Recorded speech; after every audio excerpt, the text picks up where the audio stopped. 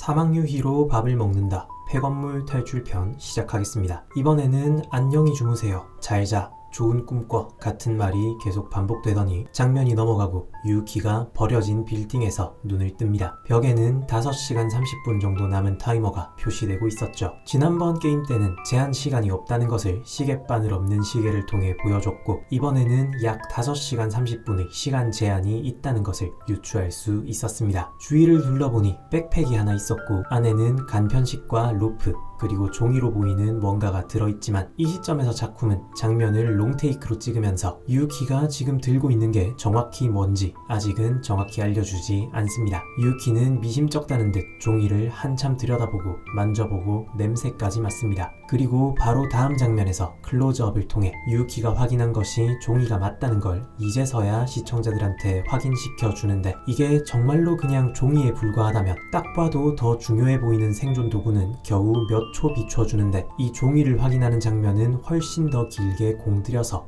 클로즈업까지 해서 보여주지는 않겠죠. 이 시점에서는 알기 힘들지만 사실 종이에 중요한 의미가 있음을 암시하는 장면이었습니다.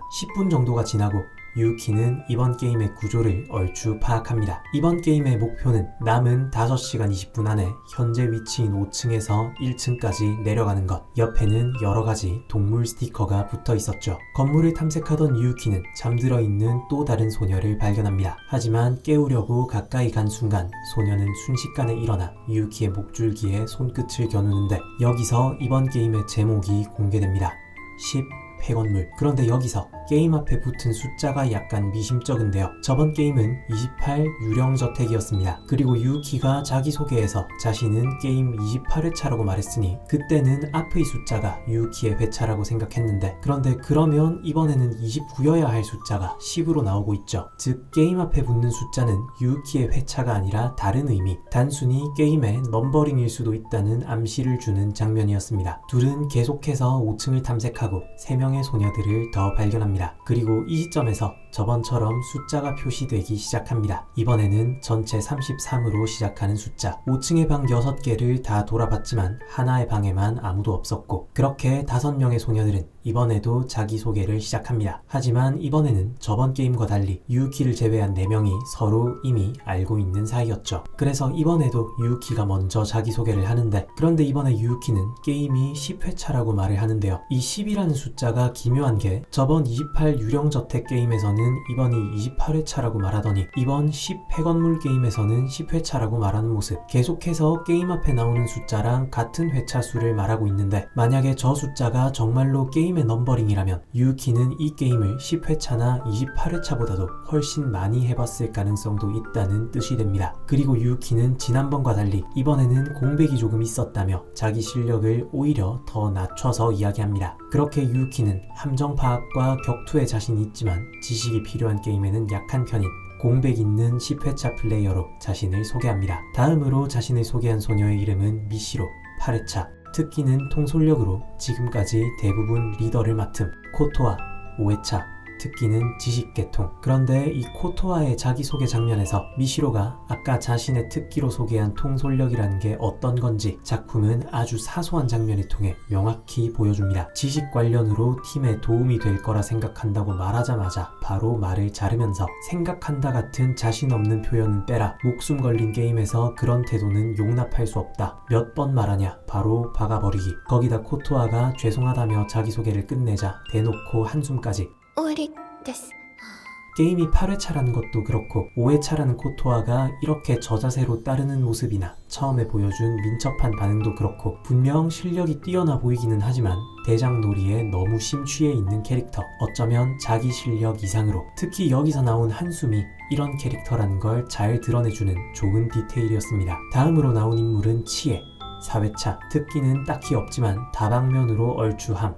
케이토, 6회차.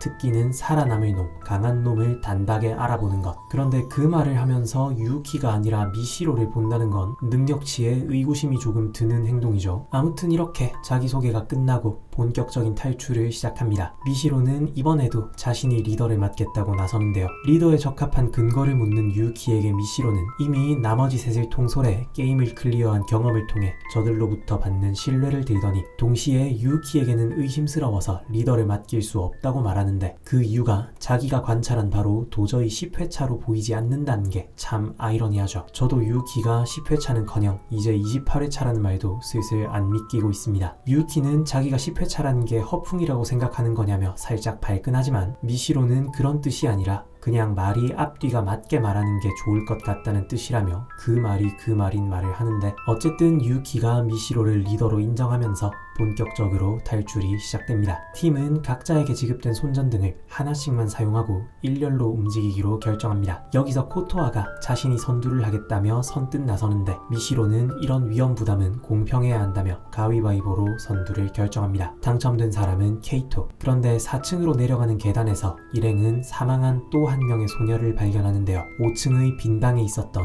6번째 플레이어였습니다. 어두운 공간에서 구멍을 못 보고 떨어져 죽은 줄 알았지만 자세히 보니 이 소녀도 손전등을 들고 있었죠. 이들처럼 손전등을 가지고 길을 비추며 걸었는데도 죽었다. 그 말은 즉 눈에 보이지 않는 지뢰가 숨겨져 있다. 지뢰 대책의 일환으로 소녀들은 로프로 서로의 몸을 연결해 앞으로 나아갑니다. 하지만 지뢰를 의식하느라 진행 속도는 현저히 떨어질 수밖에 없었는데 이 장면은 그런 답답한 앞이 거의 보이지 않는 상황을 틈새 창구도를 통해 잘 보여줍니다. 조금씩 나아가던 중 유키가 선두를 멈춰 세우는데요. 앞에 함정이 있는 것 같다는 것이 이유였습니다. 그렇게 생각하는 근거는 너무 빤히 보이는 위치에 달린 감시 카메라. 이런 경우 보통 감시 카메라 바로 앞에 함정이 있고 만약 함정을 밟을 경우 그 모습을 코앞에서 즐기기 위한 장치일 가능성이 높다. 그렇게 우회해서 내려가는데 또다시 유키가 일행을 멈춰 세웁니다. 이번에도 함정 같다. 이번에는 근거는 없지만 내 감이 그렇게 말한다.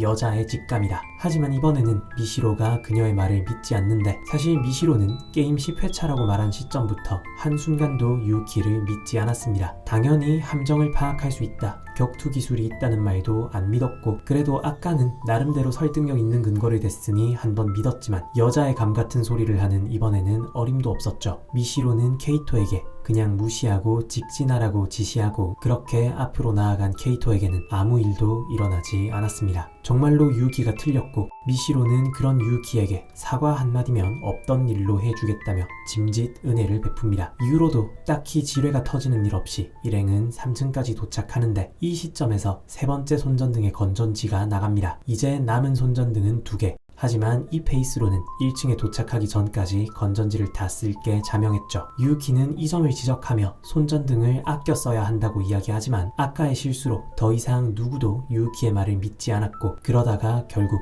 사건이 터집니다. 선두에 선 코토아가 지뢰를 밟았고 지뢰 대신 가방을 올려놓은 뒤 빠지려고 했지만 몸에 묶은 로프에 발이 걸리는 바람에 그대로 지뢰가 폭발하고 맙니다. 2다리가 날아간 코토아. 그래도 아직 숨이 붙어 있었지만 미시로는 이제 가망이 없다며 코토아를 버리기로 판단하는데 아직 살아있다는 건 알고 있지만 저런 꼴이 된 시점에서 나머지 팀에게 장애물이 되니 두고 간다는 말을 들은 유키는 자신도 팀을 나와 따로 움직이겠다고 선언합니다. 그 말을 들은 미시로의 한마디. 손전등은 두고 가세요.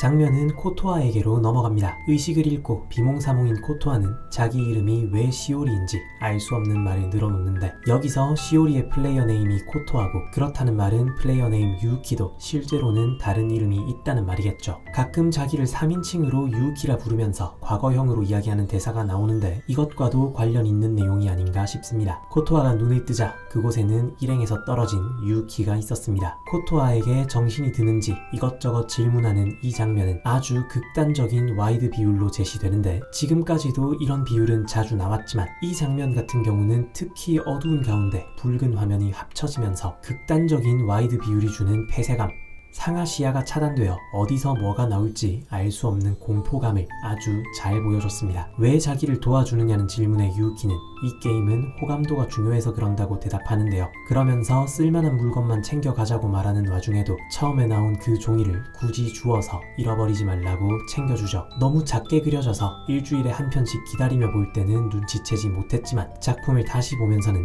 이게 그때 나온 그 종이라는 걸 알 수 있었습니다. 유키는 2다리를 잃은 코토아 대화를 업고 움직이기 시작합니다. 손전등을 짧게 켜서 함정이 있는지 순간적으로 파악한 뒤 함정이 없다고 판단되면 불을 끄고 걸어가는 방식으로 배터리를 아낄 수 있었죠. 거기다 유키는 함정만이 아니라 미시로 일행의 흔적까지 파악하면서 미시로 일행이 지나간 곳으로만 이동했기에 아무런 어려움 없이 미시로 일행이 방금 쉬었다 간 곳까지 따라잡습니다. 이곳에서 잠깐 쉬며 둘은 대화를 나누는데 코토아는 유키에게 혹시 캔들 우즈보다 이전 세대인지를 물어봅니다. 매우 끔찍한 게임이라 들었다고 코토아는 이야기하고 유키는 명확하게 대답해주지는 않았지만 말하는 걸 보면 캔들 우즈를 실제로 플레이한 것처럼 보이죠. 그러면서 나오는 이 장면은 카메라를 둘의 바로 위에서 촬영하는데 마치 환기구에서 둘을 엿보는 듯한 구도도 구도지만 처음부터 이 방에 있던 누워있는 캐비넷들 위로 조명이 쏟아지는 게 가뜩이나 관 같은 느낌을 주면서 섬뜩했는데 이 구도로 촬영하니까 마치 관이 일어선 듯한 오싹한 느낌까지 자아내는 게 정말 좋았습니다. 유키는 왜 이 게임에 참가하느냐는 코토아의 질문에 그저 이 게임을 99번 클리어하려고 라고만 대답하는데요. 이 뒤에 뭐가 있길래 99번 클리어하고 싶다는 건지 지금 몇 회차고 게임 앞에 나오는 숫자나 화면에 가끔 뜨는 숫자의 의미는 뭔지 이 게임의 주최자는 누구고 목적은 뭔지 등 아직도 눈앞의 현상 말고는 거의 알 수 없는 작품이지만 그럼에도 조금씩 밝혀져가는 작품의 잔혹동화 같은 세계관이 무척 매력적입니다. 한편 미시로 일행은 2층까지 내려왔는데 이때까지 함정을 만나지 않고 잘 내려왔지만 여기서 지뢰보다 더 무서운 함정이 나타납니다. 이 작품은 사운드 연출을 정말 잘한다고 제가 저번 영상에서도 말했는데 이 장면에 캔 뚜껑 굴러오는 사운드는 소름이 돋을 정도였습니다. 얘네들도 다 4회차, 6회차, 8회차 플레이어들인 만큼 출구가 가까울수록 함정이 더 많다는 건 알고 있을 테고 그런데도 이상할 정도로 함정이 없어서 오히려 불안감을 느끼고 있는 와중에 지금까지보다도 훨씬 두려운 뭔가의 기척이 느껴지고 아직 모습이 보이지 않는 저 끝에서 갑자기 캔 뚜껑이 굴러오는데 그 소리가 조용한 복도에 울려 퍼지는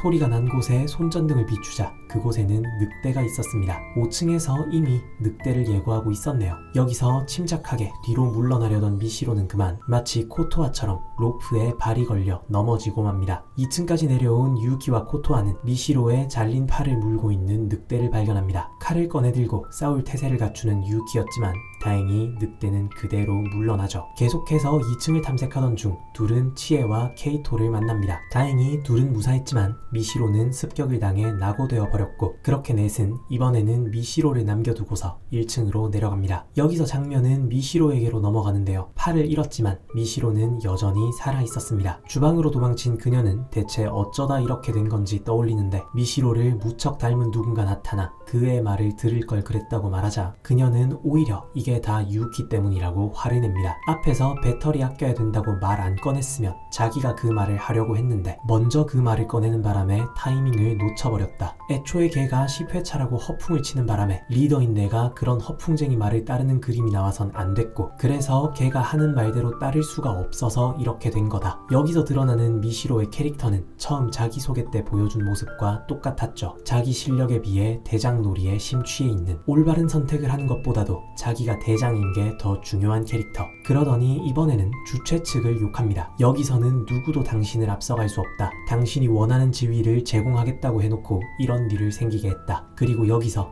미시로를 닮은 여자아이의 정체가 드러나는데 그녀는 미시로의 죽은 쌍둥이 여동생이었습니다. 미시로보다 뛰어났던 그래서 그녀가 죽여버린 쌍둥이 동생. 미시로의 과거를 보여주는 장면에서는 석류가 나오는데요. 석류는 그리스 신화에서 하데스가 페르세포네를 붙잡아두기 위해 먹인 저승의 음식으로 여기서는 죽음을 상징하는 과일입니다. 여기 나온 두 개의 석류는 여동생과 여동생을 죽인 시점에 돌아올 수 없는 강을 건넌 미시로를 상징하는 것으로 보입니다. 이런 과거를 떠올리며 차라리 스스로 목숨을 끊으려던 미시로 앞에 유키가 나타납니다. 유키는 여기 있으면 금방 발각당할 거라며 벌써 코앞까지 와 있을지도 모른다고 말하는데 그 말대로 미시로는 매우 좁은 프레임에 갇힌 구도로 연출되죠. 이미 1층으로 가는 계단을 찾아낸 유키는 미시로를 구하러 온 것이었지만 한 가지 조건이 있었습니다. 謝れよ。生意気な態度とってごめんなさいって。 자기보다 유키가 더 위란 걸 인정하고 그동안 시비 건 것을 사과하기. 유우키는 10초 이내에 사과하지 않으면 두고 가겠다며 카운트다운을 시작합니다. 그리고 10초가 지나 미시로는 웃기지 말라며 자리를 박차고 나가버리는데요. 이 장면의 긴장감이 정말 훌륭했습니다. 극한까지 내몰린 미시로가 유우키를 공격하는 건 아닌가 싶었죠. 그렇게 느낄 수밖에 없도록 처음에 갇힌 구도부터 시작해서 미시로를 몰아붙이고 칼을 쥔 손을 클로즈업함과 동시에 너무 분하다는 독백, 그리고 죽은 여동생이 아까처럼 얘도 부숴버리자는 유혹까지, 그리고 그 긴장감의 정점에서 약간의 물기 섞인 마치 칼로 쑤셨다고 해도 그럴듯할 것 같은 소리가 난 뒤 주저앉은 유우키의 모습을 더 흐릿하게 실루엣만 보여줌으로써 칼에 찔렸는지 안 찔렸는지 이 시점에서는 알기 힘들게 만드는 연출까지. 다행히 유우키는 공격당하지 않았고 그녀는 마지막까지 자존심을 굽히지 않는 미시로에게 오히려 더 호감을 가집니다. 원래도 사과 안 해도 구해줄 생각이었다고 하지만 이번에는 더 적극적으로 도망친 그녀를 뒤쫓죠. 마침 도망치던 미시로는 또다시 늑대에게 습격을 당하는데 유우키는 늑대의 관심을 자기에게 돌리면서까지 그녀를 구해주고 1층으로 내려가는 길까지 알려준 뒤 혼자서 늑대와 싸웁니다. 한편 1층에서는 안전지대에 도착한 치에와 코토아가 대화를 나누고 있었는데요. 코토아는 자신과 한 가지 약속을 해달라며 폐건물 탈출이 테마인 이 게임에서 왜 플레이어들에게 하얀 원피스를 입혔는지 아느냐는 질문을 던집니다. 그리고 어째서 원래라면 가장 위험해야 할 1층에 아무 함정도 위험도 없다고 생각하는지, 그것은 마지막 대단원이 남아있기 때문이었고 지식이 뛰어난 코토아는 그게 무엇일지 어느 정도 예상을 하고 있었죠. 잠깐 다른 볼일을 보러 간 케이토가 합류하고 잠시 후 미시로도 1층에 도착합니다. 하지만 늑대와 싸운 유우키는 도착하지 않았죠. 넷은 이제 유우키를 두고 출구가 있는 방으로 향합니다. 그곳에는 TV가 있었고 TV 속 늑대 인형 남자는 이제 마지막 게임이 남았다며 4명 각각 개인실 안에 들어가 대기하라고 지시합니다. 대기하라는 것은 인원이 모두 모일 때까지 대기하라는 의미였고, 즉 유우키는 살아있었죠.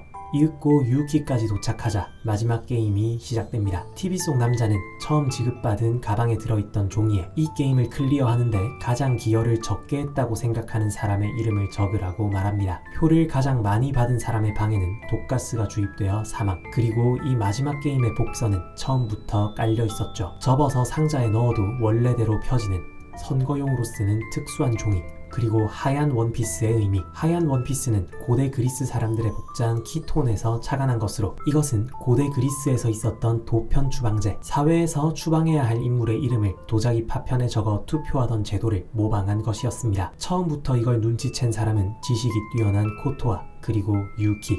그걸 알았기에 코토아는 처음 탐색할 때부터 선두를 자처했고, 유우키는 이 게임이 호감도가 중요한 게임이라며 코토아와 미시로를 구한 것이었죠. 코토아가 이때 치에에게 약속한 것은 자신은 치에의 이름을 쓰지 않을 테니 치에도 코토아의 이름을 쓰지 않는 것이었습니다. 중간에 종이를 분실한 사람들은 서랍에 들어있는 종이를 쓰면 되지만 서랍 속의 종이는 처음 지급된 종이보다 가치가 떨어지는 것으로 투표 결과 동률이 나올 경우에는 처음 지급된 종이에 적힌 이름을 우선하는 규칙이었습니다. 그것까지 따져도 동률일 경우에는 결선 투표를 진행, 투표자가 홀수이기에 반드시 결판이 날 수밖에 없었죠. 또한 한 사람이 복수의 투표용지로 투표한 경우는 주최 측이 먼저 개표한 한 장만을 유효로 처리하며, 이외에 제한된 시간 내에 투표하지 않는 경우, 알아볼 수 없게 투표한 경우나 그 외에 제대로 된 이름을 적어내지 않은 모든 경우는 자신에게 투표한 것으로 간주한다. 이런 모든 룰 설명은 개인실에 들어간 각각이 한 질문에 대해 늑대 인간이 대답해주는 방식으로 진행되는데, 누군가가 또다시 질문을 했다는 말과 함께 그 질문에 대한 답을 해줄 뿐, 그게 누가 한 질문인지는 말해주지 않고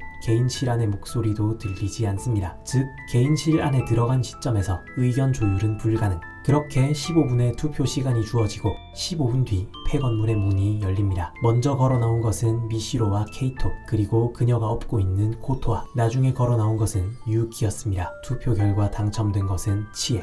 코토아는 케이토에게, 케이토는 코토아에게 투표했고 미시로는 치에를 뽑았습니다. 유우키도 아마 치에를 뽑은 것 같다고 말하는데, 치에가 누구를 뽑았는지 모르지만 동점이 나오지 않았다는 것은 미시로나 유우키 둘 중 누군가의 이름을 적었다는 뜻. 여기서 유우키는 왜 치에를 뽑은 것 같다고 말했는지 밝히는데요. 그녀는 자신을 제외한 모두의 이름을 써서 4장을 제출했습니다. 자신의 투표용지, 처음에 죽은 소녀에게서 챙긴 것, 미시로가 늑대에게 당하면서 떨어뜨린 가방에서 챙긴 것, 그리고 서랍 속에 제공된 한 장까지. 그렇게 한 이유는 딱히 누구를 더 살리고 싶은 마음도 없고 누가 죽든 상관없기 때문에. 이 시점에서 치에가 죽을 만한 복선이 있었는지 찾아봤는데 마지막 다 와서 고마워 코토아 라고 말하는 장면 정도를 제외하면 적어도 저는 딱히 복선이라 할 만한 걸 찾지 못했습니다. 치에가 죽을 만해서 죽었다기보다는 정말로 그냥 순수하게 운때가 더러워서 단순히 유우키가 제출한 이름 중에 제일 먼저 뽑혀서 죽었다는 걸 보여주기 위한 연출 의도 같은데요. 사실 개인적으로는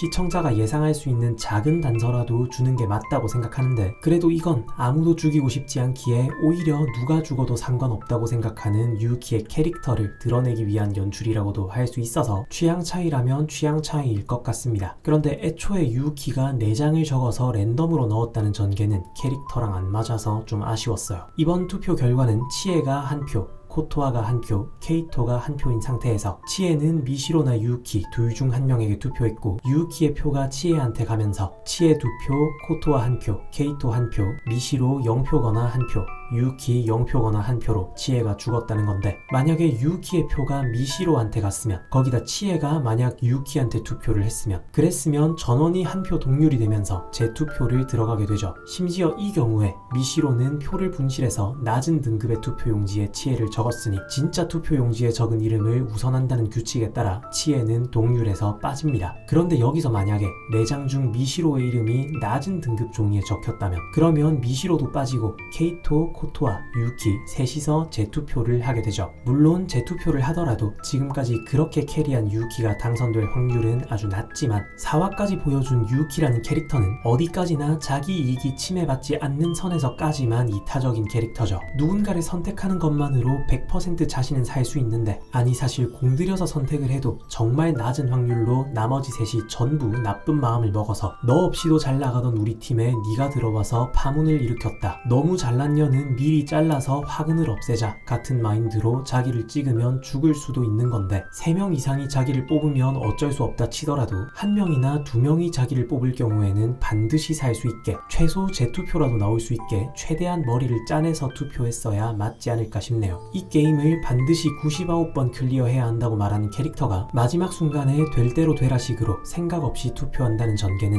좀 아쉬웠습니다. 에이전트들이 도착하고 각각 담당 에이전트들이 있는 듯이 소녀들을 차에 태우고 데려갑니다. 치에를 담당한 에이전트는 죽은 치에의 방에서 엄청나게 슬퍼하는데, 이걸 보면 에이전트들이 플레이어와 관련 있는 사람인 것 같네요. 유우키의 에이전트도 머리색과 눈이 유우키랑 굉장히 닮았는데, 유우키의 가족인가? 유우키를 3인칭으로 부르는 사람이 사실은 이 사람인가? 그런 생각이 들었습니다. 떠나기 전 마지막으로 미시로는 건방지게 굴어 죄송하다며 고개를 숙이는데, 하지만 자존심에 너무 큰 상처가 났는지 돌아가는 차 안에서 온갖 난동을 부립니다. 그리고 이번에는 저번과 달리 봉합이 아니라 의수를 장착하는데, 저번처럼 절단된 신체 부위를 수거함에 넣으면 그건 봉합이 가능하지만, 이번처럼 회수하지 못한 신체 부위는 그대로 포기할 수밖에 없는 모양이네요. 엄청난 고통 속에 의수를 장착한 미시로는 다시 한번 게임에 참가하기로 결정합니다. 유우키에게 진 상태로 끝나는 건 있을 수 없기 때문에.